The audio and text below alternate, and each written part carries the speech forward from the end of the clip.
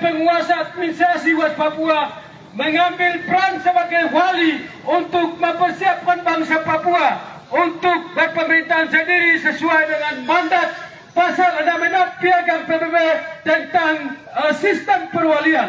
Dan berdasarkan semangat itu, Belanda kemudian mengeluarkan Ketetapan Nomor 1 tahun 1950 tentang pembangunan wilayah Nederland. Wilayah di Guinea atau West Papua yang kemudian dibagi dalam 20 tahun persiapan sumber daya manusia, infrastruktur dan persiapan pemerintahan yang direncanakan mulai berjalan sejak 1951 sampai dengan 1971. Berdasarkan hal itu, pemerintah Nederland di Guinea mulai membangun wilayah West Papua dengan dibukanya sekolah pemerintahan, akademisi kepolisian, akademi militer, sekolah kedokteran, dan juga pelatihan-pelatihan teknik bangunan dan otomotif sejak 1951 sampai dengan 1960. Dan pada tahun 1960 itu telah ada lebih dari 400 orang terdidik di Papua yang dipekerjakan mulai dari kepala distrik, guru, dan petugas-petugas kesehatan. Kemudian dikenal sebagai pasukan PFIK. Itu adalah masa persiapan dalam 10 tahun pembangunan pertama wilayah West Papua sebagai tahapan awal menuju penentuan nasib sendiri bagi bangsa West Papua. Dan 1971 proses 10 tahun pembangunan berikutnya adalah dengan mempersiapkan pemerintahan dan sistem politik bangsa Papua, sehingga dimulai dengan lahirnya partai-partai politik sebanyak 12 partai dan kemudian membentuk di Guinea dan diresmikan pada 5 April 1961. Dan sejak 19 Oktober 1961 NCR melakukan sidang pertamanya dan melakukan penetapan manifesto politik bangsa Papua yang berisi kehendak bangsa Papua untuk menentukan nasib sendiri sebagai bangsa yang merdeka dengan atribut negara antara lain nama bangsa Papua, bendera bangsa Morning Star, lagu kebangsaan Hai Tanahku Papua, dan lain-lain. Tuntutan itu kemudian diajukan kepada pemerintah Nederland di Guinea dan pemerintah kerajaan Belanda untuk mulai diberlakukan sejak 30 November 1961. Akan tetapi Belanda baru menyetujui dan mulai mengakui kedaulatan bangsa Papua secara de facto sejak 1 Desember 1961 melalui pengibaran bendera bintang fajar berdampingan dengan bendera kerajaan Belanda. Akan tetapi kemerdekaan bangsa Papua pada saat itu dikorbankan oleh kepentingan imperialisme dan kolonialisme Indonesia dan kapitalisme Amerika sejak Indonesia melancarkan operasi Trikora pada tanggal 19 Desember 1961. Kehadiran Indonesia terkesan arogan. Itu adalah bentuk rasisme pertama yang dirasakan oleh bangsa Papua karena bangsa Papua dianggap tidak layak memimpin dirinya sendiri sebagai bentuk bangsa yang merdeka.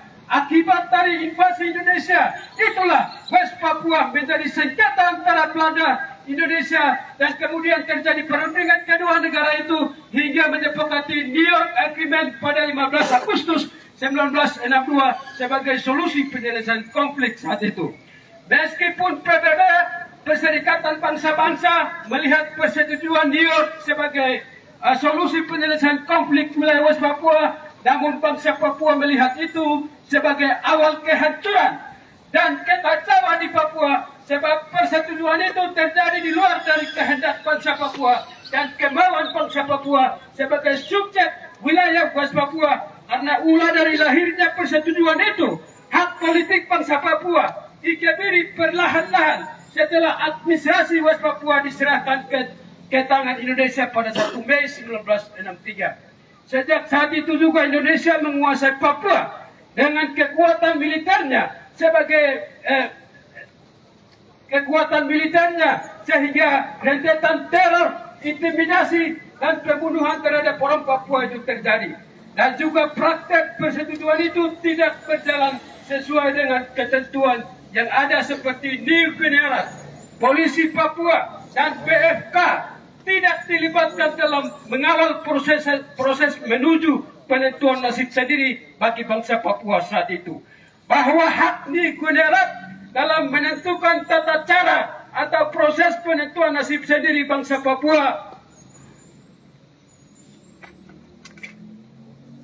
Bangsa Papua sesuai dengan pasal 18 butir A diabaikan, malah dibubarkan dan digantikan dengan Dewan Musyawarah Pepera pada tahun 1968. Dengan cara itu Indonesia mengkebiri hak politik bangsa Papua dengan memilih orang-orang Papua tertentu yang konon sudah disiapkan menjelang penentuan nasib sendiri.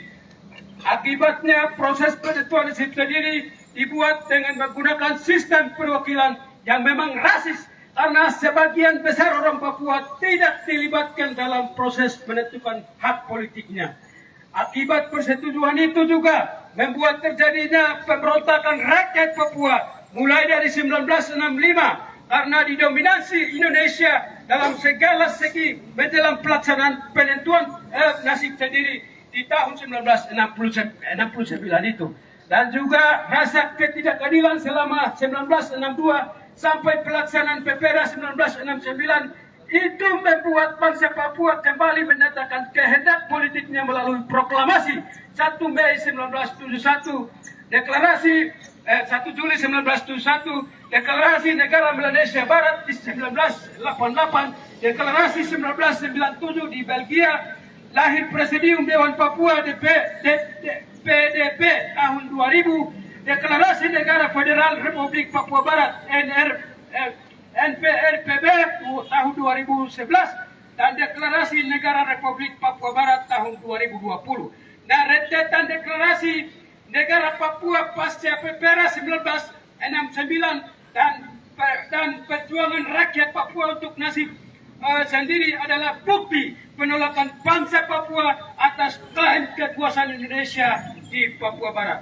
Selain itu, dampak di Agreement 1962 dan Pepera 1969 itu rakyat Papua menjadi korban kebrutalan militer Indonesia sampai hari ini. Karena dampak persetujuan itu, rentetan kematian, intimidasi, teror, dan bahkan perlakuan rasis terhadap rakyat bangsa Papua menjadi faktor rakyat Papua menjadi tersisih di segala sektor di negeri mereka sendiri.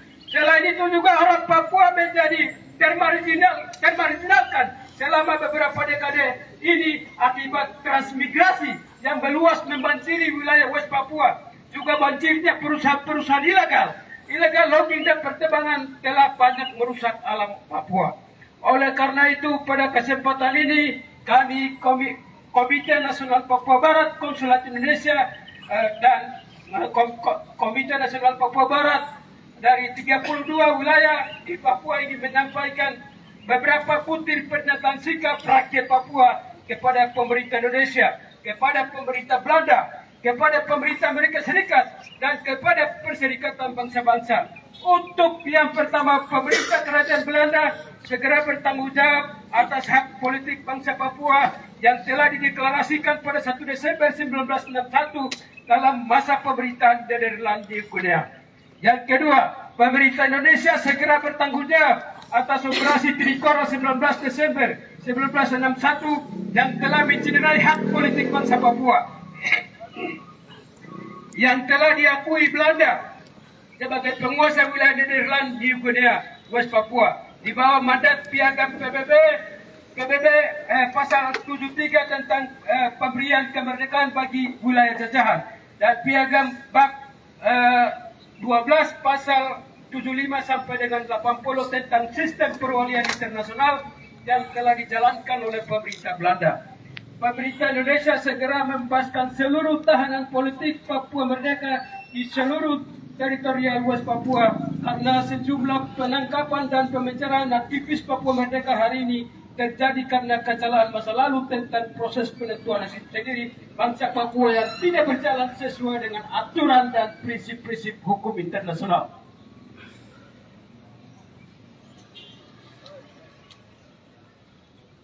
Yang keempat, pemerintah Indonesia, Belanda, dan PBB perlu meninjau isi New York Agreement yang ditandatangani pada tanggal 15 Agustus 1962 jika resolusi itu merupakan resolusi konflik penyelesaian status wilayah West Papua satu-satunya karena sampai detik ini rakyat Papua tidak menerima hasil PPRA 1969 dan masih mengklaim 1 Desember 1961 sebagai hari kemerdekaan bangsa Indonesia West Papua. Yang kelima, pemerintah Indonesia menduduki wilayah West Papua atas dasar New York Agreement sehingga pemerintah Indonesia memiliki kewajiban mengakui New York Agreement di Guinea Rat sebagai subjek wilayah sesuai ketentuan persetujuan New York. Yang keenam, bahwa PPRA 1969 tidak sesuai dengan isi ketentuan New York Agreement sehingga rakyat Papua dengan tegas menolak dan menyatakan klaim kedaulatan Indonesia di Papua berdasarkan resolusi 2504 adalah ilegal demi hukum. Yang ketujuh, bahwa terkait dengan butir 6 di atas, Komite Nasional Papua Barat mendesak kepada pemerintah Indonesia, pemerintah Belanda, dan Perserikatan Bangsa-Bangsa untuk meninjau proses PPRA 1969 yang tidak adil dan tidak demokratis. Yang kedelapan, bahwa bulan Agustus memiliki sejarah pahit bagi bangsa Papua. Sehingga pada hari ini, 15 Agustus 2023, kami mendeklarasikan bulan Agustus sebagai bulan rasis bagi bangsa Papua. Demikian pernyataan sikap politik bangsa Papua ini dikeluarkan untuk diketahui dan ditindaklanjuti oleh pemerintah Indonesia, pemerintah kerajaan Belanda, dan Perserikatan Bangsa-Bangsa. Manado, 15 Agustus 2023, penanggung jawab aksi nasional Badan Pengurus Konsulat Komite Nasional Papua Barat, Destia Merage, Ketua Umum. Tanda tangan.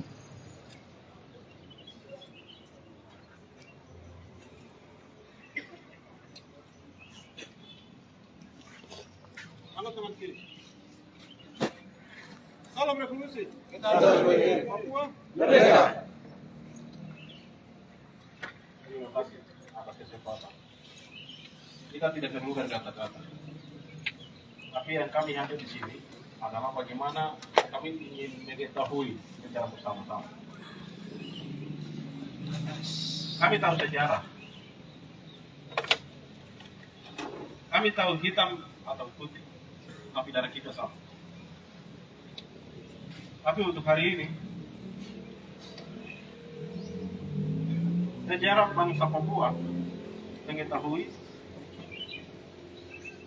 dan kami tahu, tapi bagaimana juga rakyat Minahasa, rakyat Sulawesi Utara, pemerintah eksekutif, yudikatif, dan legislatif, bagaimana juga bisa mengetahui nasib bangsa Papua di atas tanah Papua itu dikorbankan sesuai dengan isi pernyataan sikap, kemudian orasi-orasi yang sampaikan.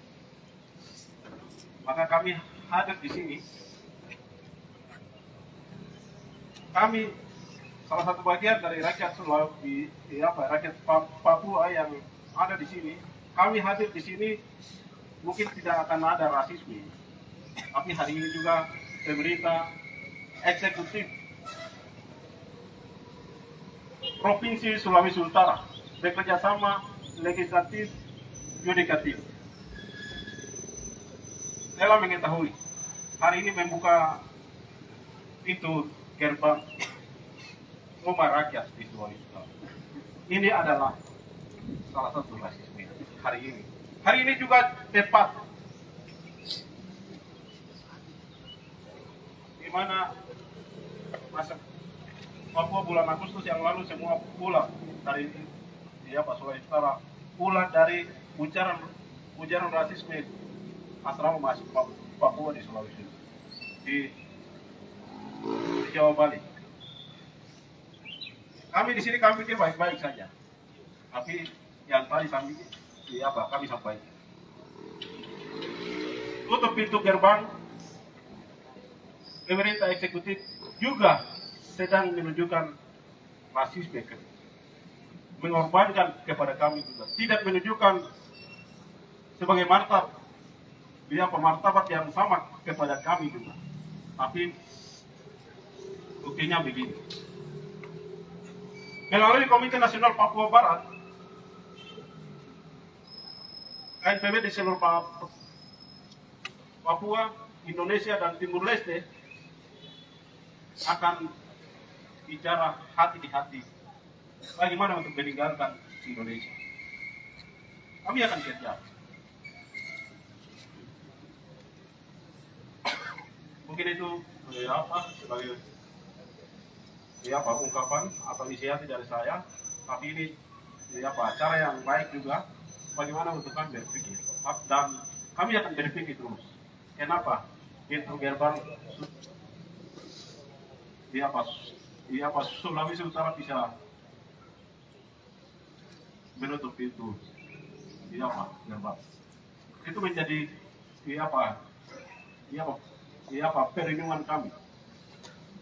Dan hari ini kami mendeklarasikan bulan Agustus sebagai bulan rasisme secara nasional dan internasional. Atas nama rakyat Papua, atas nama bangsa Papua, atas nama leluhur Papua Sorong sampai Merauke, atas nama Tulang Putih sampai Batulangi, kami mendeklarasikan bulan Agustus sebagai bulan rasisme. Untuk itu,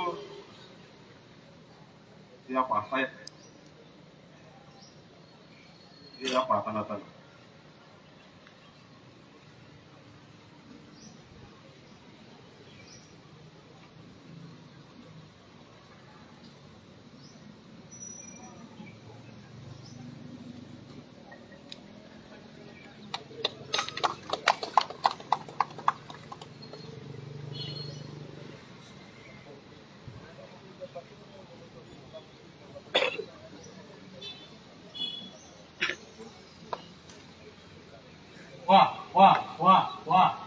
Wah. Kawan-kawan masih semangat?